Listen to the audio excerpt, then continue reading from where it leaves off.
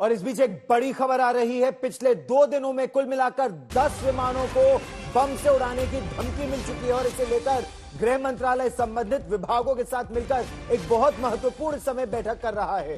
सूत्रों के मुताबिक फर्जी धमकी देने वालों के नाम नो फ्लाई लिस्ट में शामिल किए जाने पर अब काम किया जा रहा है, यानी जो व्यक्ति फर्जी धमकी देगा वो कभी विमान में नहीं यात्रा कर पाएगा। बॉम्ब थ्रेट असेसमेंट कमिटी इस वक्त पर कभी इस मामले की जांच भी कर रही है। BCAS यानी bureau of civil aviation security और मिनिस्ट्री ऑफ सिविल एविएशन इस बैठक में शामिल है। जितेंद्र बहादुर सिंह मेरे सहयोगी ज्यादा जानकारी के साथ हमारे साथ जुड़ रहे हैं। जितेंद्र, 1 नहीं 2 नहीं, डोमेस्टिक नहीं, इंटरनेशनल फ्लाइट्स भी जो भारत से जा रही है इस तरह की धमकी आ रही है। एक, क्या पता चल पा रहा है उनके बारे में जो धमकी दे रहे हैं, और 2, सरकार क्या कदम उठा रही है?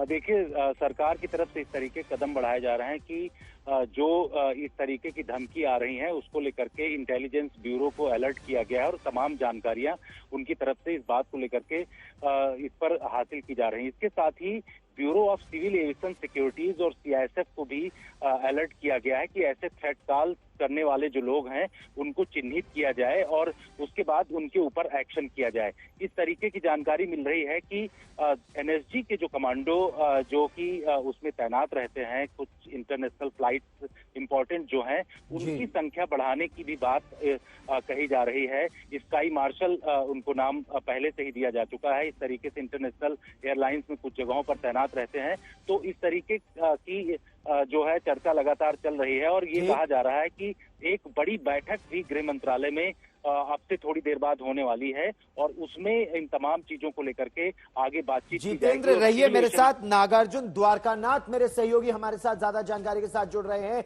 नागार्जुन, ये तो देश की एक तरह से अर्थव्यवस्था पर भी वार है, एविएशन को इससे बहुत नुकसान पहुंचता है। ऐसे लोगों के खिलाफ किस तरह की कार्रवाई है जो फर्जी इस तरह की अफवाह उड़ाते हैं? क्योंकि स्टैंडर्ड प्रोटोकॉल इमीडिएटली आ जाता है, जैसे ही बम की चाहे अफवाह भी हो, प्लेन को इमीडिएटली उतार दिया जाता है और चेकिंग होती है। जी बिल्कुल गौरव, सोचिए हिस्ट्री ऑफ इंडियन एविएशन में कभी ऐसा नहीं हुआ है कि 3 दिन में लगातार 10 से ज्यादा प्लेन के बॉम्ब से उड़ाने की कोई थ्रेट नहीं आया हुआ है। बट इस वक्त लास्ट 3 डेज में 12 से ज्यादा एयरक्राफ्ट को डाइवर्ट की गई है और कैंसिल की गई है। जब लैंड होगा या डाइवर्ट होगा एयरक्राफ्ट, उसमें जो लगातार टाइम लगता है चेकिंग करने के लिए, हर पैसेंजर्स को डीबोर्ड करना पड़ेगा और चेक इन बैगेज, हर हैंड बैगेज को थोरोली एक्सरे मशीन में फिर डालना पड़ेगा और उसके बाद एयरक्राफ्ट फ्यूसलाज, अंडर कैरेज सब उसको चेक करना पड़ेगा मेटल डिटेक्टर्स के साथ।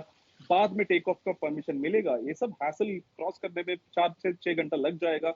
उस पर लॉजिस्टिकली जो लॉस होगा, क्योंकि लोगों को कनेक्टिंग फ्लाइट से, मीटिंग से, तो लगातार काफी सारे सोशल मीडिया में भी इस पे लोग कमेंट कर रहे हैं, क्रिटिसाइज कर रहे हैं कि we are not up to the mark. Hence आज जो मीटिंग हुई है इसको एक परमानेंट सोल्यूशन लेने के लिए। बिल्कुल एक परमानेंट सोल्यूशन, और जो इस तरह की धमकी देता है इसको आपको बचकाना किसी का एक्शन नहीं कह सकते। ये तो एक तरह से देश की रफ्तार को रोकने की साजिश है। आप मेरे साथ जुड़े, बहुत बहुत धन्यवाद। आज ही दिल्ली बेंगलुरु अकासा एयरलाइंस की फ्लाइट में इस तरह की अफवाह उड़ी, फिर दिल्ली शिकागो एयर इंडिया के विमान में झूठी खबर इस तरह की दी गई, कल सऊदी अरब में दमम लखनऊ इंडिगो एयरलाइंस की फ्लाइट में इस तरह की झूठी अफवाह फैलाई गई। ऐसे लगातार 10-12 इंसिडेंट्स हो चुके हैं और इस बड़ी खबर पर रहेगी नजर।